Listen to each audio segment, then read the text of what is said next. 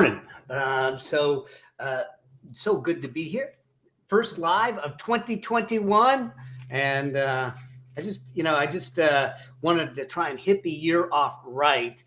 As you come in, do me a favor. Let me know that you're here. Let me know where you're coming from. If you happen to be coming to me or watching me on one of my Facebook groups, I won't be able to see your name in the chat, so just put your name in also. But if you're on my main Facebook page, then I can see who it is. Hey, Chris, it's good to have you here. So, hey, I just wanted to have a frank conversation, walk through a framework, talk a little bit about this whole idea of money and wealth and this type of thing, because one of the most common questions I get is, what does it take to be wealthy? How do the wealthy become wealthy?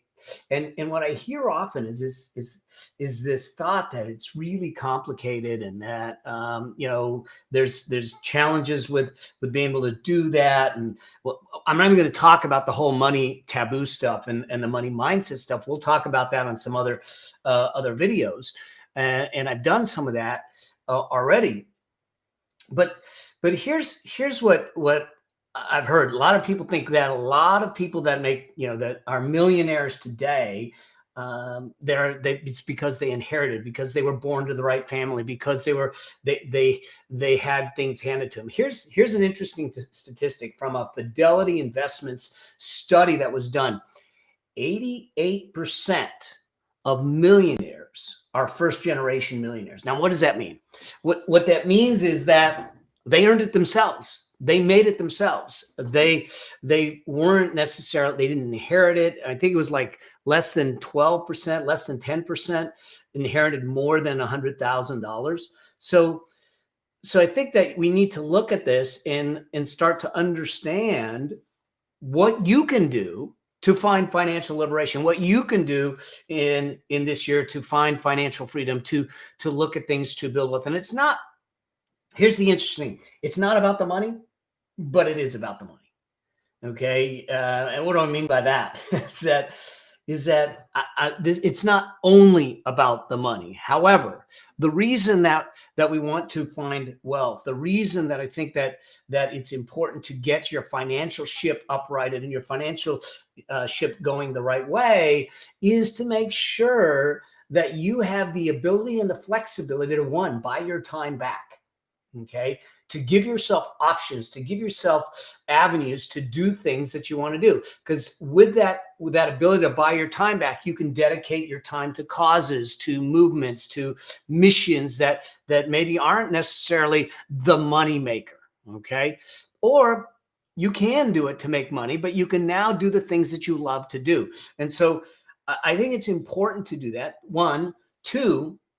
The other reason I think it's important to do that is so we get off of the idea that we need to depend on someone else for our well-being as we get older, whether it's our children, whether it's the government, whether it's Social Security, whether it's any of those things. And give yourselves, because imagine this for a moment, you get a chance to have control back of your financial well-being, to be able to know that you have the peace of mind that you ran your business correctly, that you did the things the way it should be done. So now you have financial peace of mind. Now, some of you might look at this thing and say, look, like for me, I'm 59. I'm going to be 60. I'm going to be 60 years old this year. Holy moly. Don't tell my wife. She says I act 12, and I'll continue to act 12. My day isn't complete until I know that she rolls her eyes and says, are you ever going to grow up? But I digress. So the answer to that question is no. I'm always going to be a kid and stay a kid. So I see some friends on here. Pam has known me for many, many years. Ron has been to every single event of mine from day one. Good to have you all here. So what I want to do is just talk about this idea of wealth. And looking back at the people that I've worked with over the years, the people that I've mentored in business, in wealth, in money, and all that, and some of the things that I've read, the research and everything that I've done, there's some traits. There's what I call 4 maxims, 4 rules, 4 things that wealthy people truly live by. And when we get those into our life and we use them effectively and consistently in our life, things shift, things change. All right. So I'm going to walk you through a framework. I know that those of you who know me go, yeah, it ain't a training from Mel if it isn't a framework. All right. So there is a framework. Those of you that might be coming in from one of my groups, do me a favor, make sure that you pop your name in as you're commenting, because it comes up as Facebook user because of the privacy settings and everything. And so I can at least call you by name and say hello, and I'm glad that you're here. So let's do this. I'm gonna jump to my iPad, but here's the thing that I want to do is I want to talk about the Four Maxims. Yeah, I know, framework, kind of crazy. Because here's what we can do. When we can take what people have done repeatedly over the years, over the decades, and break it down into a framework, then you can go do it yourself. And here's the funny thing is that we're going to find out that none of this is really complicated. If we look back at some of the books that have been written about millionaires, whether it's Millionaire Next Door or any of David Bach's books or Chris Hogan's Everyday Millionaire, if we look at some of the stats and some of the things that have gone, there is a consistency, and there's decades between all those books that have been written, plus the studies that have been done. And so if we find a common thread for decades that exists with those that have found financial freedom, financial liberation, and have got the money stuff right, there's probably a message in there for us. And so what I've done is I've gone through this and said, all right, so what are the things that I see that are common along that thread? And there's 4 things that I think drive more than anything else. And you know what? It isn't the stock you pick. It's not what mutual fund to get. It's not whether you go ETFs or index funds or you go activists. It's not any of that. It's more fundamental than that. And when we get the fundamental elements right, then the stock you pick, then everything else you pick, that's what starts to drive things. So let's just jump in. I'm going to jump to my iPad and let's talk about this thing that I call the Wealth Maxim Matrix. Okay. And if you have questions or anything, do me a favor, pop them in. Let's have a dialogue around all this, because I know that we can struggle sometimes with these money conversations, but I want to make money conversations a norm. You know that 1 out of 4 parents never talk to their kids. I mean, 1 out of 4 parents, only 1 out of 4 parents talk to their kids about money. That means 75% of the parents never have conversations around money with their children. You wonder why it starts to degrade. Now, here's the other challenge. Where do those parents learn their money habits from, their money strategies and their money tactics from? So even the 1 out of 4 may not be a great avenue, but I think that we should be having these conversations so we don't do things like getting heavily into debt and prematurely, where we don't understand how that's going to bury us and do all that. So yeah, absolutely. Hey there, Carl. Good to have you. Maria, to see you here and do that. So here's the first thing. Okay. The first maxim that we need to, and I'm going to talk about the maxim and give you 3 things that characterize the maxim, what you want to do. So hopefully we give you some tactical things to do in this process. But the first thing is commitment.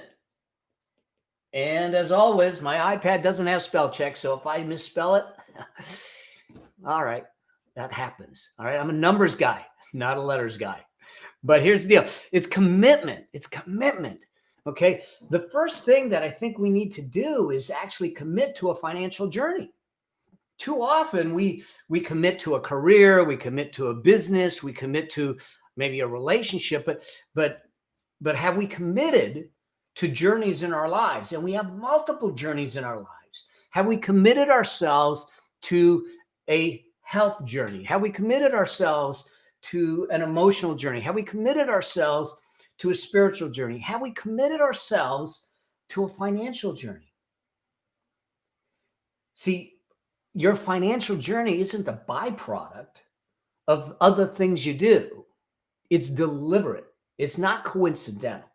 And so the first thing is a commitment. Now, how do we do that? There's three things that I think that we need to have in place. And I work with people in the Affluence Blueprint to do a lot of this so we can get this done. The first is this, is that they create a vision and a plan.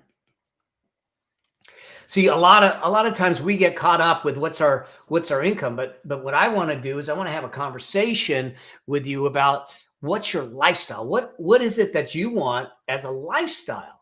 And the idea here is to figure out, how do we use your business? How do we use your career? How do we use that to create a machine to fund the lifestyle? What does that vision look like? For instance, now this was pre-COVID. One of the things that I want to do is, and my beautiful bride, Stephanie, we love to travel. And so one of the things that we built into our financial vision is the ability to travel once a quarter, some to exotic places, some to not so exotic places. So something that might be more luxurious and others that are more roughing it. Now, mind you, okay, our definition of roughing it might be different. All right. So you're not going to find me in a campground in a tent somewhere. That's just me. Sorry. All right. Listen, I did a live yesterday from my beach run yesterday morning. And I had gloves on and I had a sweatshirt on, and it was 51 degrees. And I complained. I said, it's cold. It's 51 degrees. Boy, the grief I got from my friends back east about me worrying about 51 degrees when I guess it was like 11 and 30 and all that. So, hey, I'm not judging anyone for anyone's life. So, but the point is this: I want you to have a vision for your life, or the life that you want, not the life that someone else wants. A vision.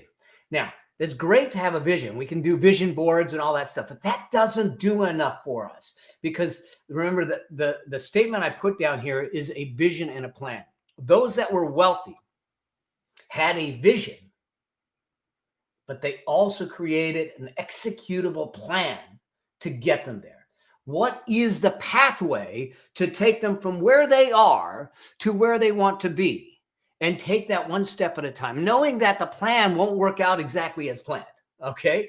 But the fact that you've gone through the exercise to create the plan to say, I need to have $1 million, $10 million, $5 million. I don't care what the number is.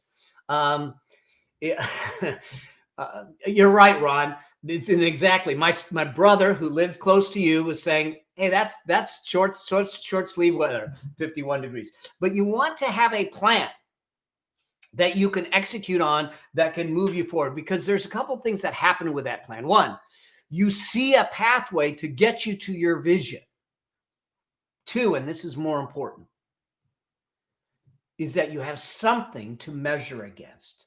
You have a milestone to say, am I on plan? Do I need to make an adjustment? Do I need to make a tweak? When I work with clients in the Affluence Blueprint and that type of stuff, one of the things that we do is they use scorecards on a regular basis so they can always know where they are in relation to their plan, in relation to their vision, and they keep moving forward. So that's the first thing. The second thing is going to sound odd to you, but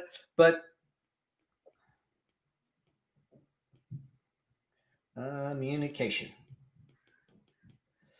Okay, it's going to sound odd to you.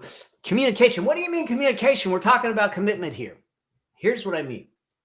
And I've seen this happen more often than not. Is that those of you that are in committed relationships, those of you that are married, to be married, want to be married, should be married, whatever it is, in committed relationships, I want you to communicate. I want you to have the conversations with those that are close to you about money. I want you to open up the dialogue. Here's why.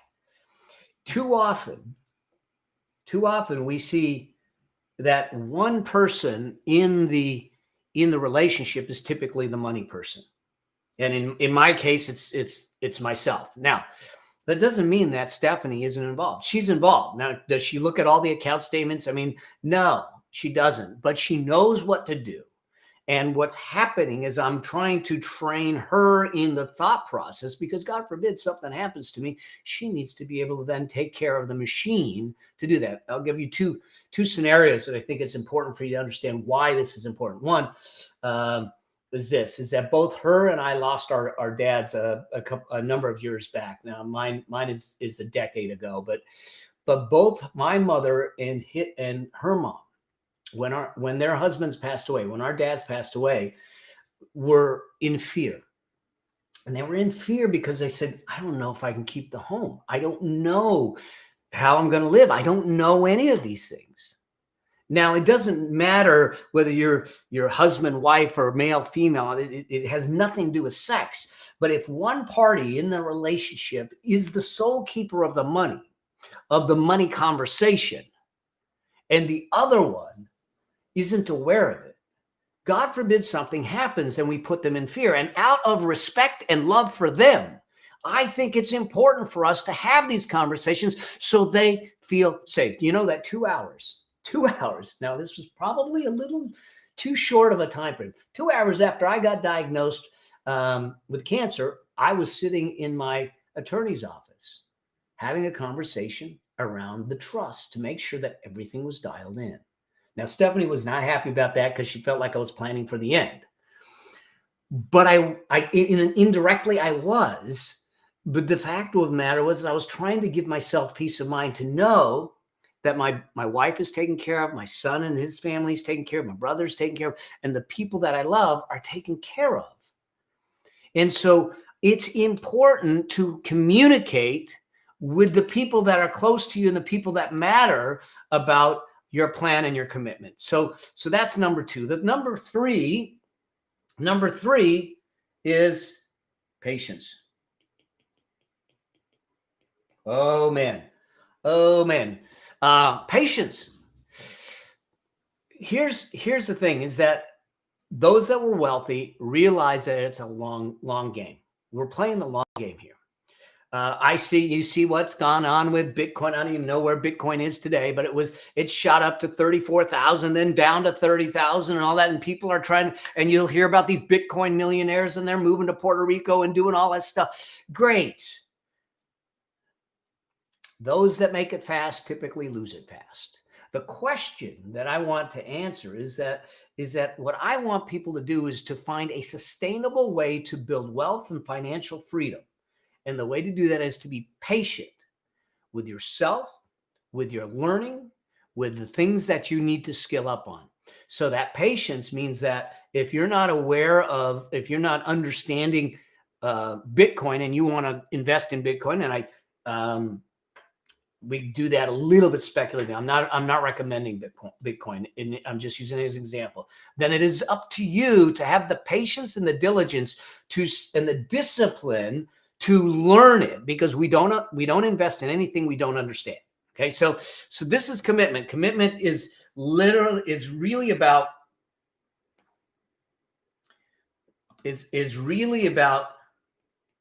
deciding. When you decide that you're going to take a hold of your financial destiny, and you can do that today, in a moment, right now, you can make that decision. Then you decide to commit to it.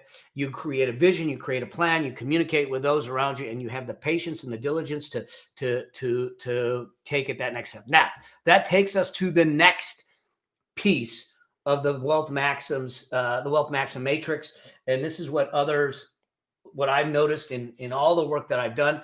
Those that are truly wealthy, they have something called, I know, wait for it, cash. All right. Cash. What do I mean by this? We need to figure out where our cash flow comes from. The income streams that come into play. And so there's three things again here that I want to throw at you that I've seen happen over the years. Hopefully this is making sense to you. And I'll pick up on any questions and anything that's going in the comments. Just let me know and say, and we'll get to it. So cash, the first is this, and you've heard me say this before but I'm going to say it over and over again till you get it. All right. Wants and needs. All right. What are your wants and needs? In other words, taking the time to go through your financials, your income flows, income inflows and outflows, mostly the outflows, and say, what's my wants and needs? See, too often we get caught up in thinking those things are needs, like a luxury vehicle and Netflix and fancy cars and fancy clothes and all that. They're not needs. They're not. Okay? They're wants. But we confuse them as needs. See, your needs are those things that keep the roof over your head, that keep you clothed, keep you healthy, keep you fed, the survival stuff. Because when we understand what the wants and needs are, we have the ability to adjust those numbers by choice and use them to make investments. Because what we're trying to find is some room to take some excess cash to start making investments and build that financial future. That's what the wealthy have done. Let me show you something that might make sense to you when we do this. Okay. Here's what most people do. They make income. They spend what they have, and then they invest what's left. That's how most people live their life, is that they make money, they spend money, and whatever they have left, they invest. Here's how the wealthy do it. They turn around and say, no, wait a second.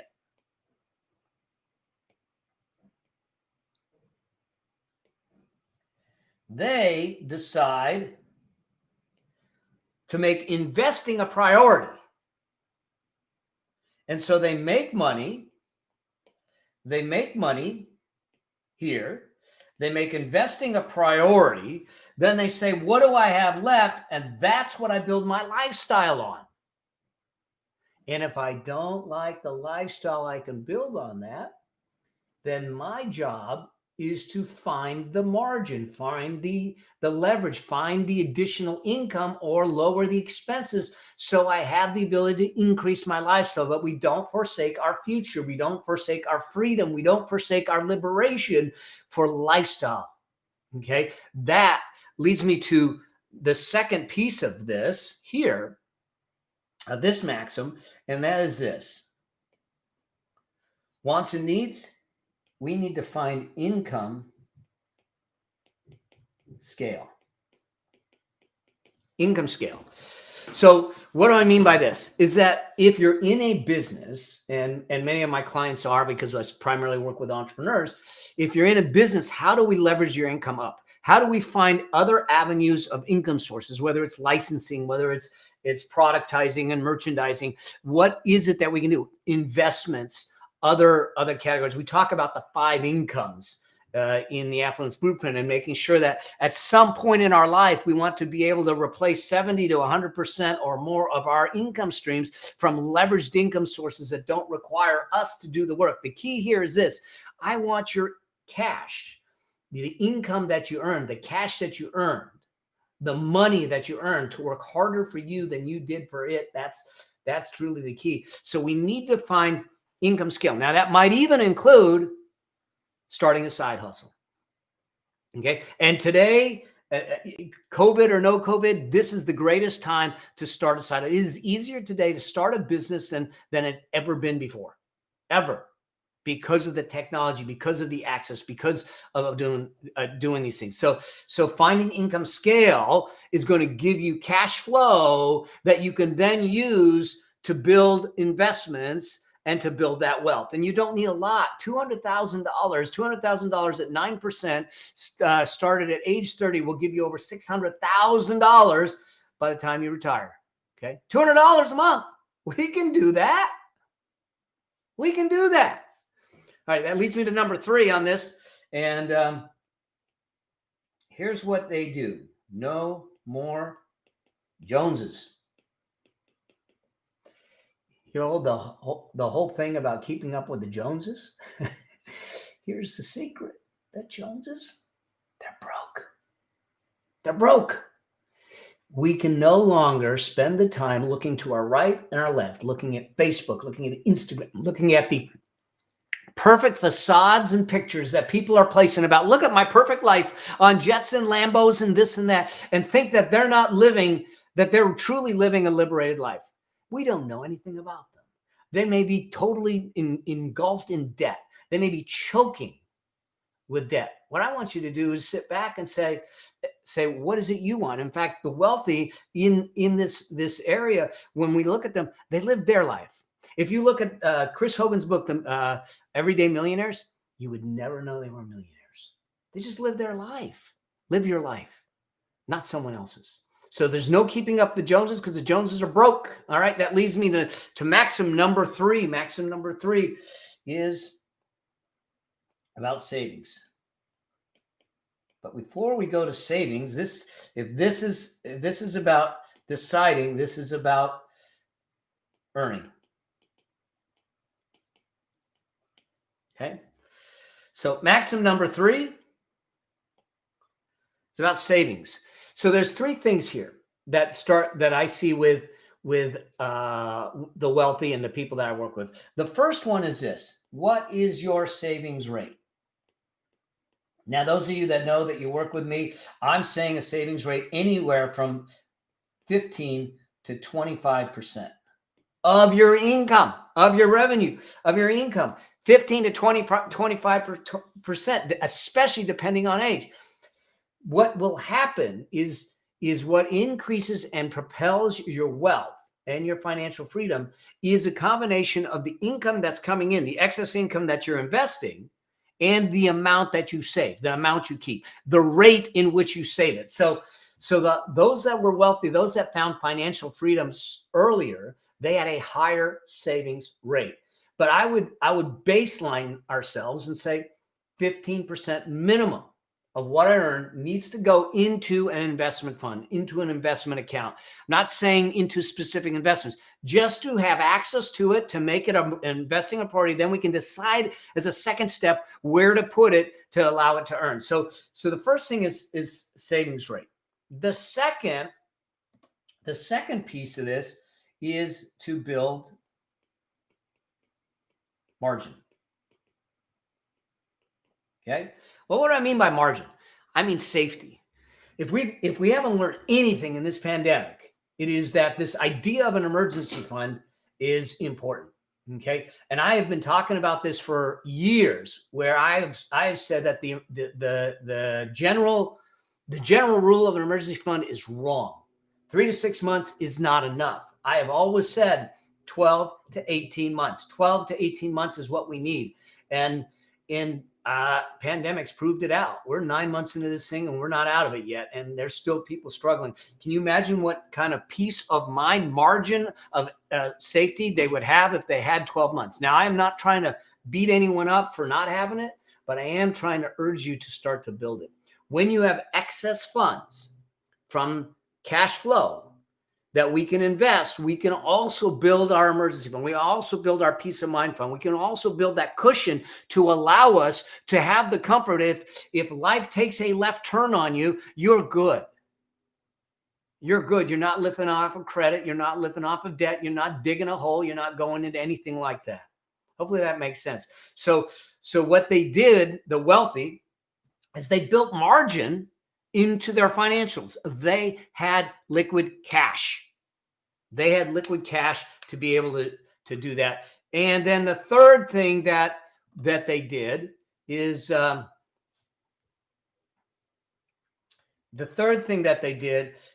they automated it.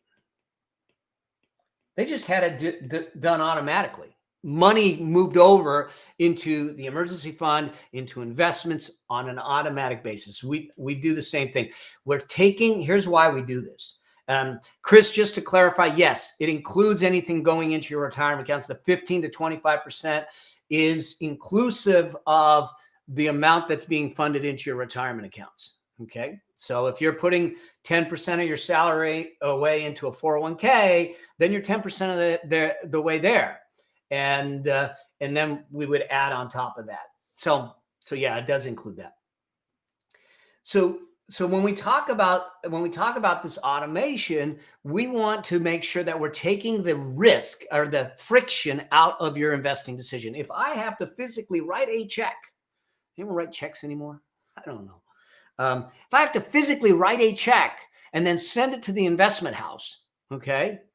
In fact, to do that, there's friction in doing that. But if the transfer goes automatically to the investment, if the transfer comes automatically out of your paycheck to go to a 401k, so if the transfer goes automatically, we take the friction out of your wealth building. And now your wealth building is on automatic. That is what is important, because then we get back to that compounding effect of just a couple of $100 a month over a period of time invested properly is going to turn into $500,000, $300,000 to $500,000, depending how it's invested. Okay. Over time, it doesn't take a lot. And people think it's complicated to become wealthy. It's not. It's not. It's just discipline. It's these four maxims of commitment, cash, and savings. And so we automate it is the third piece of the savings element, which leads me to maxim number 4. Maxim number 4 is something called time in. Time in. Before we get there, let's do this. If this is deciding and this is earnings, this is about keeping it. Okay. Time in. Too often people will call me and they sit back and say, is it a good time to invest now? Should I get out of the market? We're going through runoff elections. Should I sell everything? Here's what I know. I don't have a crystal ball. Okay. I'm not a predictor of where things go. I do read charts. I economic data. I follow all that. But here's what I know. Over the long term, the market has gone up. If you look at a stock market chart, it has gone up. Trying to time the market and say, I want to get in at the bottom so I can ride it all the way to the top. And then before it goes away, I'm going to get out. That is in a euphoric, perfect world that doesn't ever exist. Watch what happens here. Let's just play a game here, because you're going to see the nature of what people do.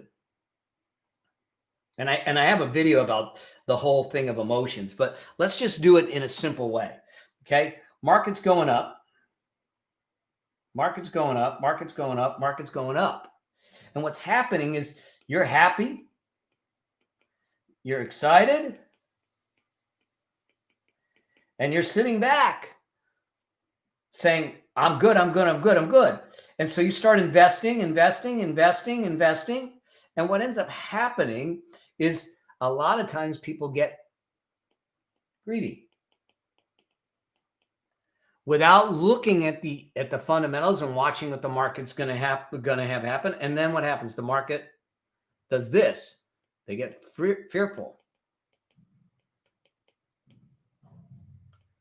They get complacent. Okay. And you know me, I say complacency is the first step to crisis. And then all of a sudden, it's coming down and they're in a panic. So what do? They sell. So they bought in late because they waited for it. They sold late and took a loss. And now they're sitting down here scared to ever get back in again. And now what happens is that when it goes back up, they get in later because they have PTSD. And they don't want to do it. So point being is that those that are wealthy aren't about timing the market, but time in the market. They know that if I get in, stay in, and be in, then that is what's going to drive wealth. Okay. That leads me to number two. Number 2 on this is to understand time in is to understand, or number 1 on this is this, is that there's a difference between investing and trading. Okay.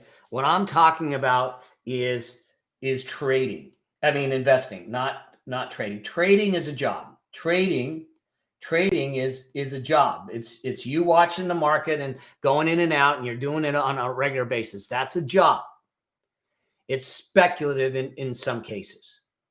I'm talking about long-term, long horizon investing. All the stuff that I've done is long horizon investing. It's to put everything in place over time so it allows me to do the things that I need to do, and it takes care of me in the long term. It's sustainable and it's long term. So there's a difference between investing and trading. Most the wealthy that have sustainable wealth, this is why sustainable wealth, they do investing. Now, there's a couple of things that happen with this. One is that as you do the sustainable investing, you grow as a person. You're learning, you're skilling up, you're understanding more. And so you push your comfort zones out. You start to learn and you become more sophisticated as an investor. How many times you've heard of people that win the lottery and they end up with a big lump sum of cash and they end up losing it a year or 2 years later? Because they didn't skill up with the money. One of the reasons that I say that we need to communicate and what people communicate is to help skill them up to make sure that they can use the money and effectively use the money in a smart way so they don't lose the money going forward. So they understood the difference. Wealthy people understood the difference between investing and trading. Most of them came from an investing perspective. The second is they understood that now, okay, now is the best time to invest. If you're sitting back in this situation going, I'm not in the market, what do I do? What do I do? Should I get in? Now is one of the best times to invest. Getting time in the market. Now, I'm not telling you to go in there and just what investments. I'm not saying you just buy flippantly, because there's still analysis. There's still rules that you follow. But I want you, if you're looking for the right time passed. So the next right time is here today. What's the right investment today for you guys to start moving you forward and do that effectively? And that leads me to number 3 on the Maxims, and then we'll see if we have questions. Team. Those that were wealthy had a team in place. They had the right type of advisor. They had the right type of mentor. They had the right team in place to assist them. They weren't isolated. They weren't making all the decisions in isolation or siloed. They had people there to help them. I have people that help me with it. I have people to keep me out of my own way. I have people to check my emotions if all of a sudden, when things like in March, when the market goes down almost 34% in less than 30 days, and I'm sitting back going, uh-oh, Armageddon's coming, that they can sit back and go, calm down, let's talk through it. They had a team. Do you have the right team? Now, there's a special way to pick advisors and that type of thing that we go through, because not all advisors are created equal. I'll do another training or video on that. But the idea here is that if this is truly about, if this is about deciding, this is about earning, this is about keeping, this is about staying. This is what all the wealthy do. This is the wealth maxim matrix. There's 4 things. They commit, they find excess cash, I can count. They create a savings plan, and they stay invested and continually invest. Like I said, it doesn't sound sexy, but the good news is it's not complicated either. And so if you truly want to understand what the wealthy are doing and how they're doing it, this is all they do. Now we can talk about what investments, what structures, those kinds of things. But if we haven't made the commitment to a financial future, if we haven't made the decision to do that, if we haven't put the discipline in to grow, then it doesn't matter what investments you get into. You're going to jump out of it because you're going to make emotional decisions. I've watched it happen over and over and over again. So we got to do this in this way. We got to figure out, are we prepared to commit? And I'm totally cool. If you're not prepared to commit, I'm good with it. I just want you to understand these are the four maxims that are common over decades from all of the millionaires that have been written about, the books that I've read, the studies that I've done, and the work that I have done. All right. And when you get these four things in place, things will shift for you. So I hope that helps and help you kind of look at things for 2021 and moving forward. Can you make that commitment? I'd love to see you make that commitment moving forward. I'd love for you to start looking at how am I going to get some income scaling in place and a savings rate that is at an appropriate level, and get myself into investments at the appropriate time, the appropriate investments, and stay in the game. That's the key. So, all right. So let me go to the comments. Let me see if there's anything going on. If you have questions or anything, I'm totally here to help. And let's see, Maria. Hi, Maria. It's good to see you here again.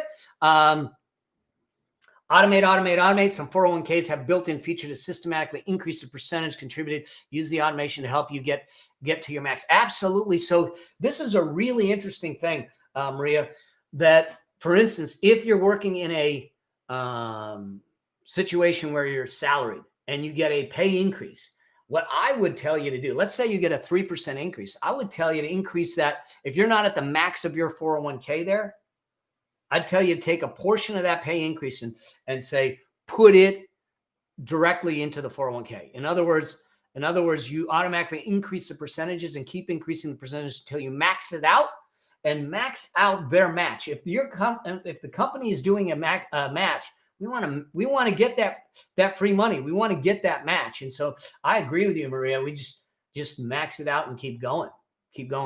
So, other questions? I answered your question, Chris. Yes. So good to see you doing these financial wisdom lives. Thank you. I don't know who it is because it says Facebook user, but yeah, I'm going to be doing more and more of this. Those of you that know my story, this is the new journey for me. I was able to, I didn't realize the importance of what I was doing financially over the years. And until I had the combination of getting hit with cancer and the pandemic right back to back. So I got diagnosed with cancer in June of 2019, then March of this year of 2020, we had the pandemic. So all that stuff, and say, how do we, and I've watched so many people struggle financially. And I said, wait a second, this is stuff that I've done one-on-one with my clients over the years. It's what I did with myself. It's what I've done with my son and in his life. He's 30 years old and a 27-year-old wife. They've got three homes now at 27. They got money in the bank. They're invested. They're doing great. These principles work. The challenge is that I wasn't teaching them openly. I was doing it one-on-one. I want to get this out there because we all deserve to have that financial liberation, as I call it, the freedom, the peace of mind to do the things. And I don't care what age you are. I don't care what is. They're 27. And my son and daughter are 27 and 30. I don't care if you're 57 and 60, 47 and 50. It's the principles that matter. And it's about the discipline. Do they have a longer runway? Sure, they're younger. But can you do it too? Absolutely. And so, but we need to not allow our finances and our money become a coincidence of our life, but an incident to the deliberate choices that we make. So I hope that helps. Anything else coming up for y'all, just post it in here. Here's what I'd love for you to do. If you know of anyone or you have any questions, post the questions and I'll pick them up and I'll start doing lives. I want to do some live Q&A shows, even possibly bring some of you on to have the conversation around what you're dealing with and see if we can move you forward and do that. So do me a favor, post the questions. If you know of someone that is in an entrepreneur or dealing with money issues or trying to figure some of this stuff out and say, what do I need to do? Then share this out. Let's get them on board and let's make 2021 the year that we change yours and theirs and everyone's financial trajectory. It's time to take control back. I'm not waiting for the government. I'm not waiting for anyone else. It is our job to do it the right way. So would this be for small business as well? Absolutely. Absolutely, Carl.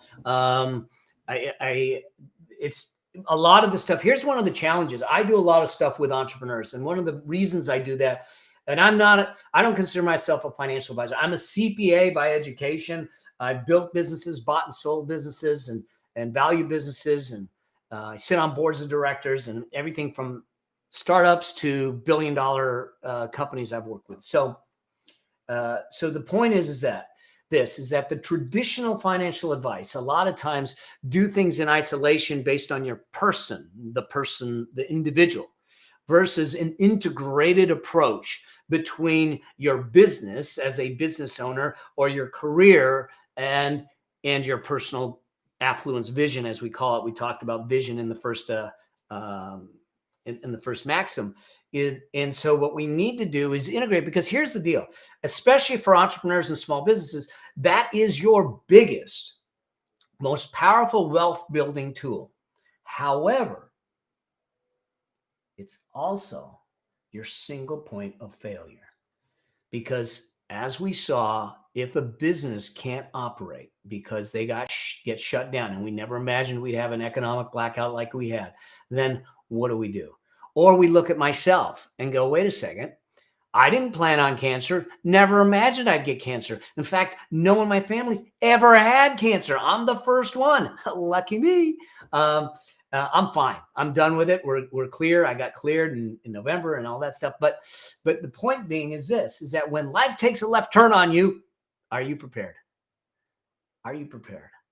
And the way to do that is to make sure that you're building a financial machine, that you're working off the 5 incomes, and you have a blueprint to make that happen. So yeah, absolutely, Carl. It is for small businesses, big businesses. It is tactics, strategies, and things that we're going to talk about that will help people get their financial ship righted.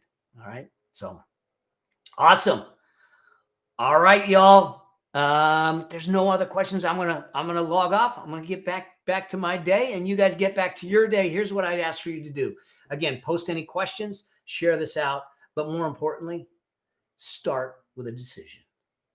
We're sitting here on January 5th, 2021. Make this the day that you make the decision to take control of your financial future and commit. Once you make that commitment, everything else will change, because you have to honor that commitment, because it becomes part of you. All right. So let's make that commitment. Let's move forward and let's do this together. You're not alone. And I'm here for you. So blessings to you all. Keep rocking and rolling. Let's crush this thing. All right. Let's go make a difference. Cheers. See ya.